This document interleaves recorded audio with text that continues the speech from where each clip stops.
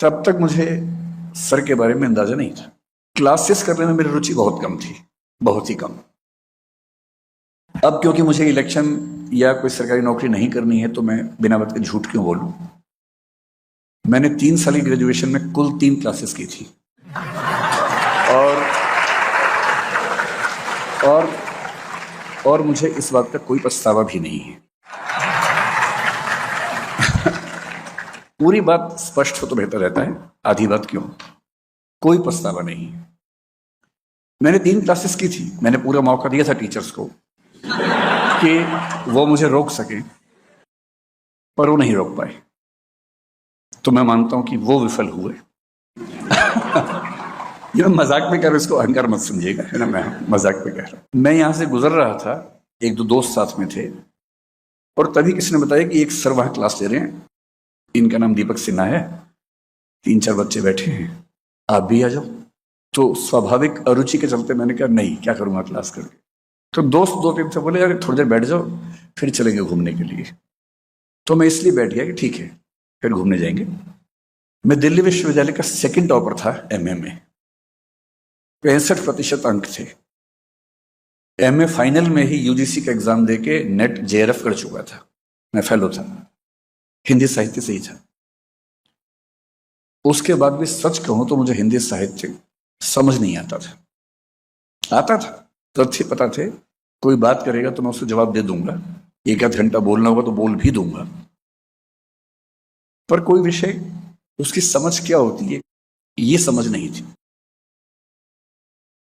Hindu college में जब आया तो मुझे यह 3 उपलब्धियां हुई। सबसे पहली उपलब्धि ये हुई कि जो अब मेरी पत्नी है वो यहां पढ़ती थी।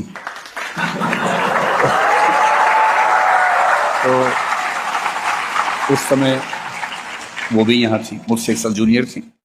हम लोग पहली बार मिले तो कॉलेज के बाहर थे, तब नहीं पता था कि हम एक ही कॉलेज में पढ़ते हैं। क्लास में भी नहीं जाता था, वो भी नहीं जाती थी, तो कॉलेज से फिर लिंक थोड़ा कम था।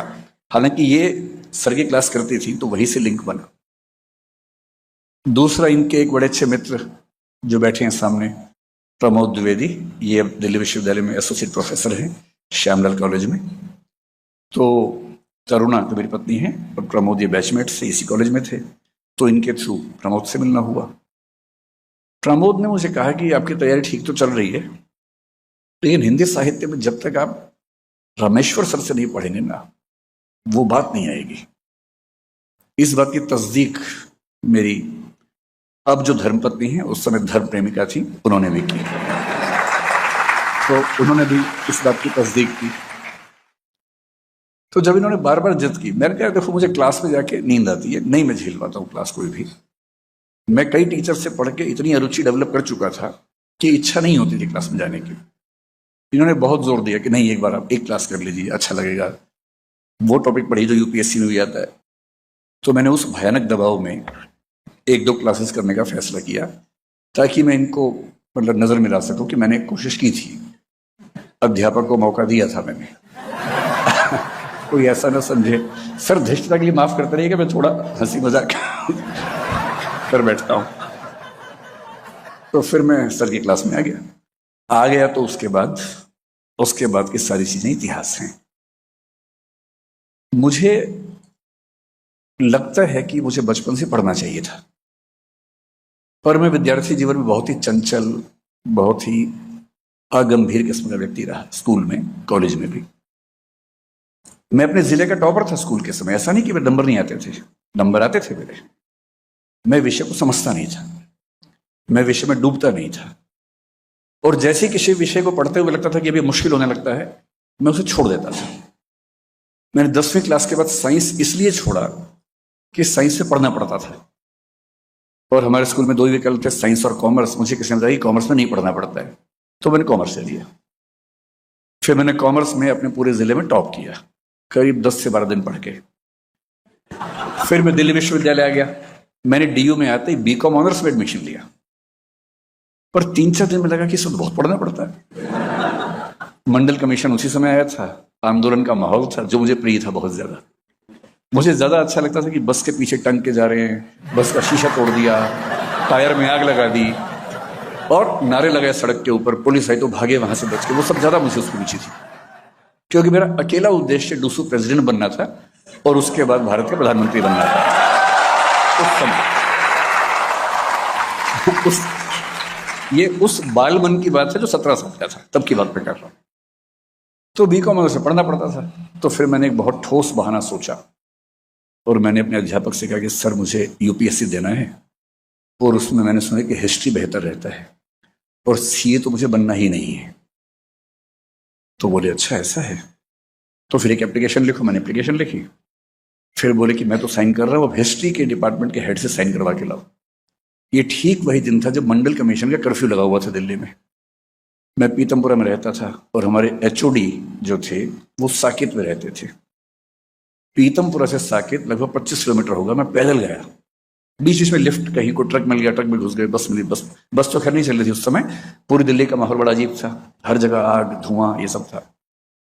उनके घर पहुंच के साइन करवाए। बोले कितना सीरियस बच्चा मैंने पहली बार देखा है। तो मैंने भी इस बात पे उनको काटा नहीं, मैंने कहा हाँ आप ठीक कह रहे हैं, आपने ठीक ही देखा है। और फिर गया, हिस्ट्री ऑनर्स लिया सिर्फ इसलिए कि हिस्ट्री में पढ़ना नहीं पड़ेगा। शंकर जी से मेरी बात चल रही थी। शंकर जी और मैं एक ही बैच के हैं, 90 से 93। ये भी हिस्ट्री के विद्यार्थी थे, मैं भी हिस्ट्री का था। मिले आज हम पहली बार है जीवन में, लेकिन हम एक ही बैच के लोग हैं। फिर मैंने पहले साल में काफी पढ़ाई करके 44% अंक अर्जित किए, जो मेरे पूरे करियर का सबसे खराब स्कोर है। फिर सेकंड साल में बहुत कोशिश करके संभाला तो मैं किसी तरह से 51 तक पहुंचा। मेरे ग्रेजुएशन में 51% अंक हैं। मैं खुल के इसलिए कह रहा हूं कि आप में से जिसके नंबर कम आ रहे हैं चिंता मत कीजिएगा, नंबर जीवन में कहीं काम नहीं आते। इस बात को बिल्कुल बिल्कुल मन से निकाल दीजिए। और 3 साल मैंने इतिहास कितना पढ़ा, जितना मेरे रूममेट ने नोट्स बनाए थे उतना ही पढ़ा। मेरा एक अच्छा रूममेट था, हालांकि वो हंसराज कॉलेज में पढ़ता था, मैं जाकिर हुसैन में था, और वो नोट्स अच्छे बनाता था। तो वो पता भी करता था कि इस बार क्या क्या आने वाला है, उन्हीं के नोट्स बनाता था, कुछ कहीं से मैनेज करता था फोटोकॉपी। अच्छा दोस्त था मेरा। तो एग्जाम से 7 दिन पहले 8 दिन पहले बोलता था कि ये निगलना है और पेपर में उगलना है। और इस निगल उगल कार्यक्रम में मैं निष्णात था। निष्णात को अंग्रेजी मास्टर कहते हैं, आपकी जनरेशन पता नहीं समझेगी। यानी मास्टर का मतलब, एक्सपर्ट का मतलब निष्णात। मैं निष्णात था, ठीक नंबर आ गए। 55% फाइनल ईयर में थे, जो सब एवरेज करके 51 हुए। पर मैं खुशी की बात है कि अपने कॉलेज में, क्योंकि बाकी विद्यार्थी बहुत खराब थे, मैं वहां भी टॉपर था। उसमें मेरी कोई भूमिका नहीं है, बाकी बच्चों की भूमिका है। वो मुझसे भी खराब थे, इसलिए मैं टॉपर था। लेकिन मुझे डीयू में सबसे ज्यादा मजा किस चीज में आता था? इलेक्शन लड़ने में, डिबेट्स करने में। हाँ मैं डिबेटर था, मैं स्कूल में खूब डिबेट्स करता था। मेरे माता पिता का योगदान रहा, उन्होंने मजबूर किया कि मैं मंच पे जाऊं, और मैं उनका बड़ा कृतज्ञ हूं। मैंने डीयू में 3, 4, 5 साल की डिबेटिंग लाइफ में, क्योंकि फर्स्ट ईयर में मंडल कमीशन था, डिबेट्स हुई नहीं उस साल, उसके बाद से डिबेट्स की। डिबेट मेरे लिए रोजी रोटी का सवाल था। मैं घर से पैसे नहीं लेता था, मेरे घर में पैसे थे भी नहीं उस समय। मैंने 17 साल की उम्र से आज तक अपने घर से एक पैसा भी नहीं लिया है। और मैंने जो 4-5 साल डीयू में गुजारे, डिबेट से अपना खर्चा चलाया, हॉस्टल का, पढ़ाई का सारा खर्चा चलाया। ये मंच भी मुझे याद है कि मैंने यहाँ भी डिबेट जीती हुई है, इसी मंच पर जीती हुई है। और डीयू में लगभग हर कॉलेज में एक आध डिबेट मैंने जीती होगी, क्योंकि उसकी संख्या कुल मिला के 300-400 से कम नहीं थी 4-5 साल के डिबेटिंग करियर में। अब आप सोच के देखिए कि एक ऐसा अहंकारी व्यक्ति जो जहां जाता है डिबेट जीत जाता है, जिसको अपने बोलने पर इतना गुमान है, और माहौल भी ऐसा होता था कि अगर मैं डिबेट में गया तो बच्चे मान लेते थे कि अब सेकंड के लिए फाइट करनी है, फर्स्ट के लिए नहीं करनी। ऐसा माहौल, और मुझे इसका अहंकार, गुरूर। ऊपर से एमए करते करते यूजीसी जेआरएफ हो गया था। भारत सरकार ने मान लिया था कि मैं विद्वान आदमी हूं। तो विद्वता का अहंकार गजब भरा हुआ था मेरे अंदर। पहला अटेम्प्ट 96 में देना था, मैं 21-21 साल का हुआ ही था उस समय। हॉस्टल में मजाक चलते थे हमारे दोस्तों के बीच में कि कोई अगर बहुत सीरियसली पढ़ रहा हो तो हम बोलते थे कि और ठीक से पढ़ो, सेकंड रैंक लाना है तुम्हें, क्योंकि फर्स्ट तो तय है, सेकंड ही तो मैक्सिमम अवेलेबल रैंक है, फर्स्ट तो है ही हमारा, उसमें कोई बात ही नहीं होनी। ऐसा अहंकारी व्यक्ति 2 व्यक्तियों के दबाव में एक क्लास में घुसा है। आप पूरा सीन समझ पा रहे होंगे। मैं इस भाव से घुसा हूं कि मुझे क्या पढ़ाएंगे। जेआरएफ होल्डर हूं, यूनिवर्सिटी का सेकंड रैंक होल्डर हूं, 65% नंबर मेरे एमए में थे, कोई मजाक है। लेकिन मुझे एक क्लास होते तो समझ में आ गया कि चुप ही रहना ठीक है, सुनना ठीक है। और मेरे जीवन में अकेली क्लासेस, मैं बड़े स्पष्ट शब्दों में कह रहा हूं, ग्रेजुएशन की 3 क्लासेस, एमए की 5 से 8 मान लीजिए, 10-11 क्लासेस कुल मिला के, और उसके बाद मैं सर के पीछे पड़ के मैंने सर के साथ कम से कम 60-70 क्लासेस की होंगी, जिद करके। और जब तक मैंने सर से पूरा सिलेबस नहीं पढ़ लिया तब तक मैं बेचैन रहा। कभी कभी सर के घर पहुंच जाता था, रोहिणी में सर रहते थे कि अगर सर यहाँ नहीं पढ़ाएंगे तो हमें तो शर्म किस बात की आनी है, घर पहुंच जाए। हमें क्या पता कि सर मैडम बच्चा उनका पर्सनल टाइम भी हो सकता है कुछ, हमें क्या मतलब उस बात से भाई, हमें आईएएस बनना है, हम जगत गुरु हैं, हमको तो कैसे कोई टाइम नहीं देगा। तो हम तो बेशर्मी से सर के घर में घुस जाते थे कि सर पढ़ाइए कुछ भी करके, क्योंकि एग्जाम आने वाला है, हम तो बताइए हिंदी आलोचना, हिंदी उपन्यास के इतिहास बताइए पूरा। असाध्य बिना उस समय नहीं थी, राम की शक्ति पूजा समझाइए, सरोस्मृति बताइए, अंधेरे में कविता समझाइए। और उन 3 महीनों में जो हुआ, अब मैं उससे थोड़ा सा आपको डिस्क्रिप्शन देना चाहता हूँ। मेरी स्थिति अभी ये है कि मैं जानबूझ के उधर देखने से बच रहा हूँ, मैं जानबूझ के यहाँ देख रहा हूँ। जब मैं 12 साल का था तो मैंने स्कूटर चलाना सीख लिया था। वैसे लाइसेंस की उम्र 18 साल तब भी होती थी, पर हमें पता नहीं था। हम एक छोटे शहर में थे, वहां हर व्यक्ति चलाता था 12 साल की उम्र में, तो हम भी चलाते थे। तो 12 में सीखा, पैर नीचे नहीं लगते थे। तो जब घर पहुंचते थे हम पहले हॉर्न बजाते थे, कोई बाहर आके रोकता था स्कूटर को कि उतर जाए उससे। हम ब्रेक लगाते थे, बड़े भाई रोक लेते थे कि चलो उतर जाओ स्कूटर से। हम वैसे चलाते थे स्कूटर 12 की उम्र में। तो मुझे सिखाया था मुझसे जो नेक्स्ट, मैं सबसे छोटा हूँ, 2 बड़े भाई हैं, तो जो बीच वाले भाई हैं उन्होंने सिखाया था। बड़े विनम्र हैं, इतने विनम्र हैं कि उनके साथ मुझे लगता है कि मैं बड़ा भाई हूँ, जबकि वो मुझसे बड़े हैं, क्योंकि वो बहुत विनम्र हैं, बहुत अंतर्मुखी हैं। उन्होंने मुझे सिखाया, बढ़िया सिखा दिया, और मैं फर चलाने लगा स्कूटर। जब 15-20 दिन हो गए तब बड़ी हिम्मत करके मैंने बड़े भैया को बताया कि भैया मैंने स्कूटर सीख लिया है। बोले अच्छा चलो देखते हैं। बड़े भैया वैसे ही जैसे बड़े भैया होते हैं, पिताजी की फोटोकॉपी। तो वो पीछे बैठ के बोले चलाओ। अब 15 दिन का मेरा अभ्यास ठीक ठाक था स्कूटर का, और मैं छोटी गलियों में ऊपर नीचे ऐसे ऐसे करके सब चला चुका था, वीडियो गेम जैसा। अब मैंने स्टार्ट किया क्लच। आज की जनरेशन पता नहीं क्लच गियर समझती होगी या नहीं, क्योंकि आजकल तो वो जो आप समझते हो तो बटन दबाया और झूम के चल पड़ा। उस समय ऐसा नहीं होता था, उस समय पहले स्टार्ट करना अपने आप एक प्रोसेस था, किक मारनी पड़ती थी, फिर क्लच दबाएंगे, पहला गियर लगाएंगे, फिर धीरे धीरे क्लच छोड़ना, उसी गति से स्पीड देनी है। उनका बैलेंस बहुत जरूरी होता था। बैलेंस ना बने तो या तो आवाज रेस की बहुत तेज आएगी अगर रेस ज्यादा दी, नहीं तो घच घच घच करके रुक जाएगा स्कूटर। अब बड़े भैया पीछे बैठे हैं, घच घच घच रुक गया। भैया बोले यही सीखा। मैंने कहा 1 मिनट रुकना भैया। फिर ठीक किया, फिर स्टार्ट किया, फिर घच घच घच, 3 4 5 बार घच घच हुआ, और भैया बोले अभी नहीं, छोटे हो। वो जैसे पीछे बैठे मेरा स्कूटर बंद हो जाता था। मेरी हालत कुछ कुछ आज वैसी है। जिनसे सीखा है उनके सामने बोलना है, और मैं इसलिए जानबूझ के मैं देख नहीं रहा हूं कि वहां भैया बैठे, वरना घस घस घस हो गए मेरी गाड़ी रुक जाएगी, और मैं क्यों क्यों वहां देख के क्यों बोलूं मैं। तो मैं तो इस भाव से देख रहा हूं कि जैसे शुतुरमुर्गी मुद्रा कहते हैं, कि जैसे बिल्ली और कबूतर के बारे में कहते हैं, जब कबूतर बिल्ली को देखते हैं, कबूतर अपनी आंख बंद कर लेता है और कहता है बिल्ली नहीं है। तो कुछ कुछ मैं उसी मुद्रा में आज हूं। उन 3 महीनों में क्या हुआ, असली सवाल ये है। सर ने बड़े विनम्रता वाले भाव से एक इंटरव्यू में कहा कि बरगद के पेड़ में पानी मैंने दिया था थोड़ा सा, इतनी ही मेरी भूमिका है।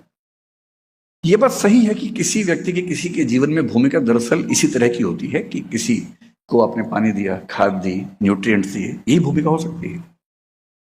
सवाल यह है कि पानी कब दिया था और कितना दिया था, और पानी केवल पानी था या उसमें न्यूट्रिएंट्स भी शामिल थे।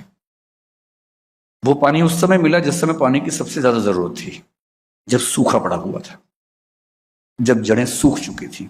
सूख क्या गई थी, गीली हुई ही नहीं थी कभी। और उस समय जब पहली पानी की बौछार अंदर पड़ी और लगा अच्छा पढ़ाई ऐसे भी होती है, पढ़ाई में समझना भी होता है, साहित्य का संबंध इतिहास से भी होता है, फिलॉसफी से भी होता है, सोशियोलॉजी से भी होता है, इकोनॉमिक्स से भी होता है। इकोनॉमिक्स तय करती है कि साहित्य कैसा होगा किसी देश का, किसी समाज का। और तब समझ में आया कि ये अलग अलग विषय, अलग अलग डिपार्टमेंट्स तो नाम नाम के हैं, दरअसल तो एक ही चीज को पढ़ने के भिन्न भिन्न तरीके हैं।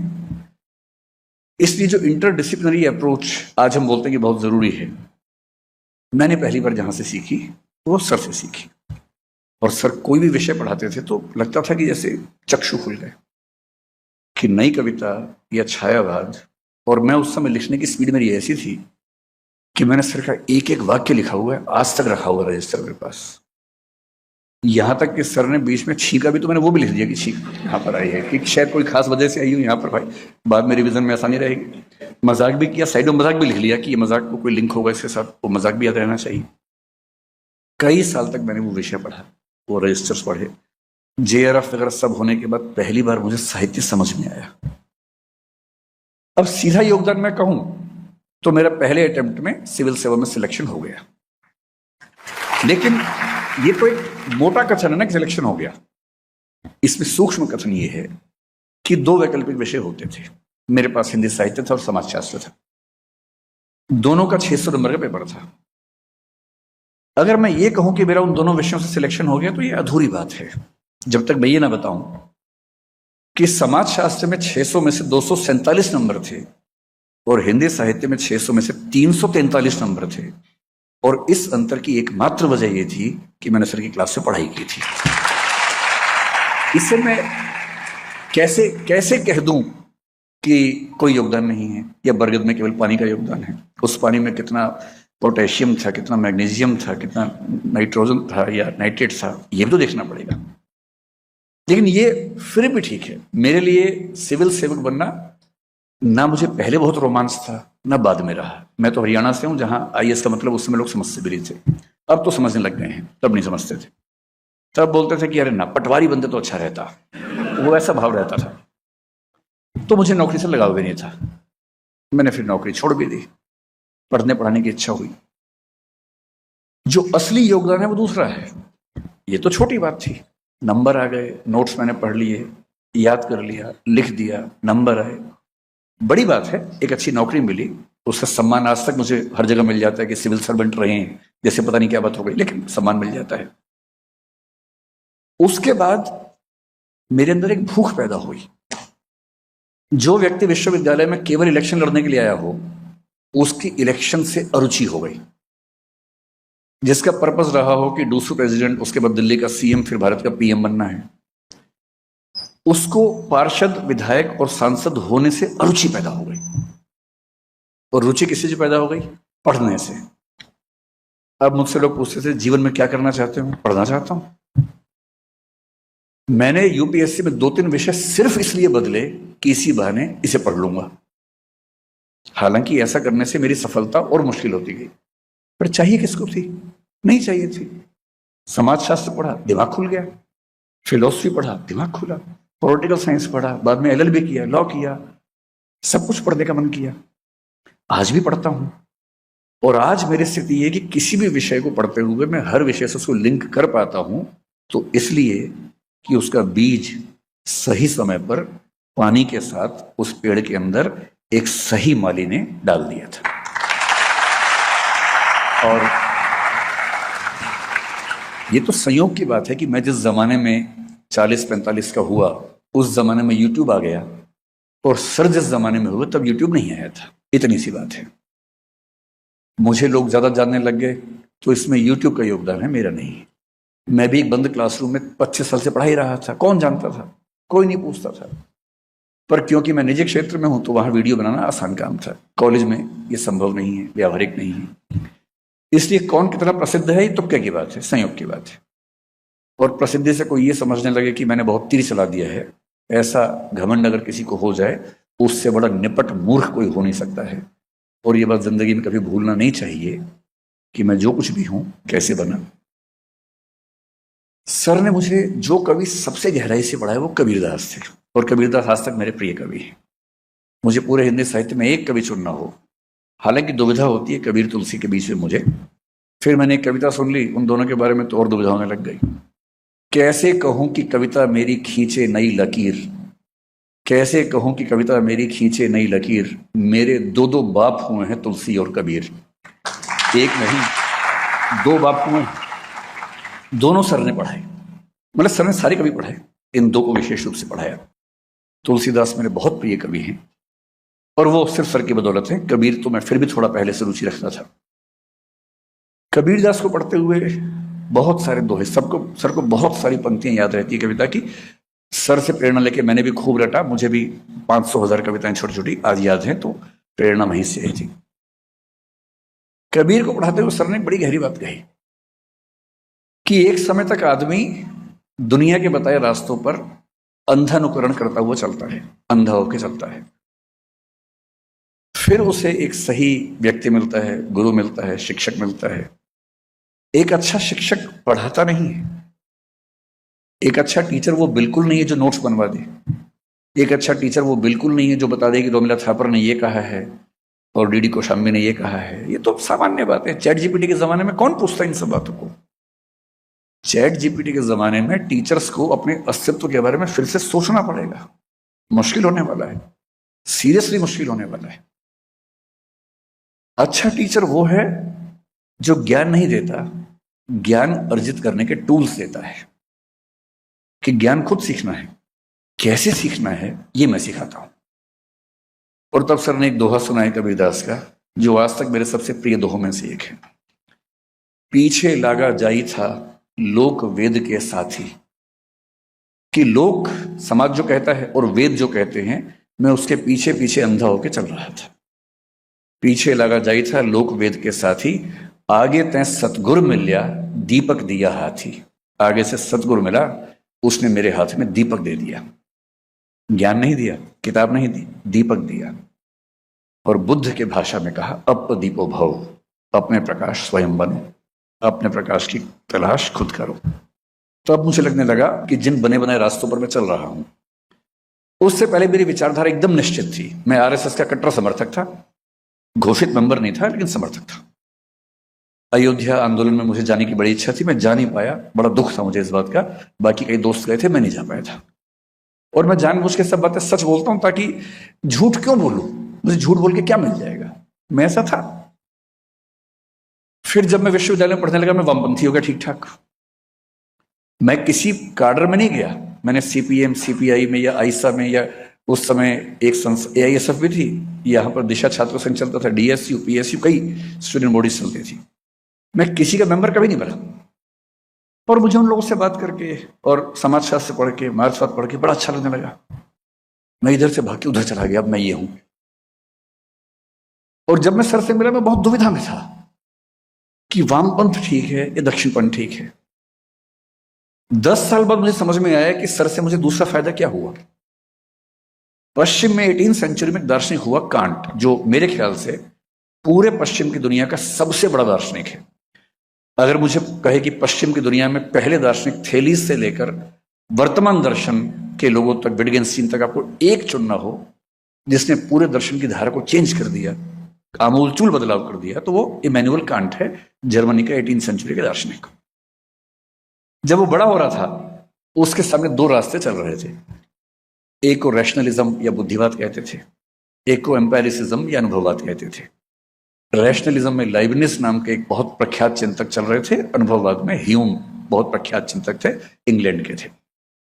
कांट ने लिखा कि मैंने लाइबनिज को पढ़ा, मुझे लगा ये तो अंतिम सत्य है, इससे बड़ा सत्य क्या हो सकता है, और मैं उसके पीछे चलने लगा। इसी बीच में ह्यूम की किताब मेरे हाथ आ गई और ह्यूम को पढ़ा तो मुझे लगा, अरे यार वो तो ऐसे ही बोल रहा था, अंतिम सत्य तो ये है। तो कुछ दिन में अनुभववादी बना रहा। कुछ दिन बाद फिर लाइबनिज को पढ़ा तो मुझे लगा, नहीं यही है अंतिम सच, यही है। फिर ह्यूम को पढ़ा तो लगा, ना इससे अंतिम कुछ हो ही नहीं सकता है। और फिर वो लिखता है, इस कंफ्यूजन से मैं इतना परेशान हुआ, इतना परेशान हुआ, अंत में मैं समझ गया कि अपना ही रास्ता बनाना होगा। और वहां से एक नई थॉट पैदा हुई जिसको क्रिटिसिज्म कहते हैं, समीक्षावाद कहते हैं, जो पश्चिम के दर्शन की सबसे गहरी थॉट बनकर उभरी। सर से मिलने से पहले मैं भी दक्षिणपंथ वामपंथ के बीच में झूलता था, कभी ये खींचता था, कभी वो खींचता था। फेमिनिज्म पढ़ा तो फेमिनिस्ट हो गया कुछ दिनों के लिए। अम्बेडकर बात पढ़ा, मैंने कहा अंतिम सच तो ये था, ये कहां छुपा हुआ था। संतुलन नहीं था। और जब बहुत सारे विचार आपको खींच रहे हैं और आप संतुलित ना हो तो आप क्या होगा, घंटे के हिसाब से आप अलग अलग बात के शिकार होते रहते हैं। सुबह आप संघवादी थे, शाम को मार्क्सवादी हो गए हैं। दोपहर को फेमिनिस्ट होते हुए निकले हैं, रात को किसी से बात हुई अम्बेडकरवादी हो गए थोड़ी देर के लिए। बैलेंस बन ही नहीं पा रहा।